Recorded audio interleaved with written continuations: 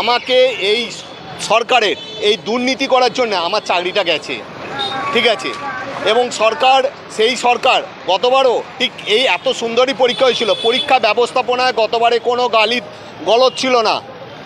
যেটা হয়েছিল সেটা হচ্ছে এজেন্সি অর্থাৎ রিক্রুটমেন্ট এজেন্সি, তারা ভেতরে ভেতরে কার কাছ থেকে টাকা নিয়েছে না তাদের রাজনৈতিক অভিসন্ধি করার জন্যে তাদেরকে হচ্ছে চাকরি পাই দিয়েছে।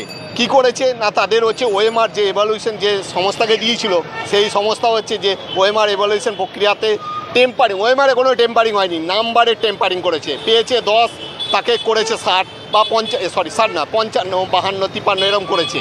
আর আমরা যারা ভালো ভালো পরীক্ষা দিয়েছিলাম তারা যেরকম নাম্বার পার পেয়েছি, আমি যেমনি গতবারে 35 পেয়েছিলাম, ঠিক আছে আমি পেয়েছি, আমার র্যাঙ্কটা দূরে হয়েছিল। আর জালিয়াতি করে হচ্ছে যারা ছিল তারা হচ্ছে প্রথম দিকে র্যাঙ্ক 52, 53। আমি ম্যাথামেটিক্স সাবজেক্টের একজন টিচার, আমি জানি ম্যাথে 52টা কোশ্চেন কেন 50টা, ওই 1 ঘন্টা টাইমের মধ্যে 50টা কোশ্চেন করাও খুব চাপের বিষয়। সেখানে গতবারে 53 করে 75 জন পেয়েছিল।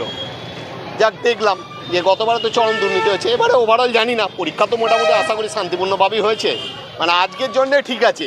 কিন্তু ভেতরে ভেতরে যে কি হয়ে আছে না হয়ে আছে সেটা তো আমরা কেউ জানি না। ম্যাডাম আসুন। পরীক্ষা ঠিক আছে, পরীক্ষা ঠিক আছে, হ্যাঁ অবশ্যই 2 থেকে 3টে কোশ্চেন, আমি ম্যাথামেটিক্স সাবজেক্টে 2 থেকে 3টে কোশ্চেন ভুল আছে, ড্যাম শিওর ভুল আছে। এবারে সেটা কমিশন দেখুক। এবারে এমনই ওর অপশন দিয়েছে, অপশনগুলো কোনো কিছু এর মধ্যে নেই। হ্যাঁ ভুল আছে, ম্যাথামেটিক্স সাবজেক্টে কোশ্চেন ভুল আছে। কেশবচন্দ্র দে।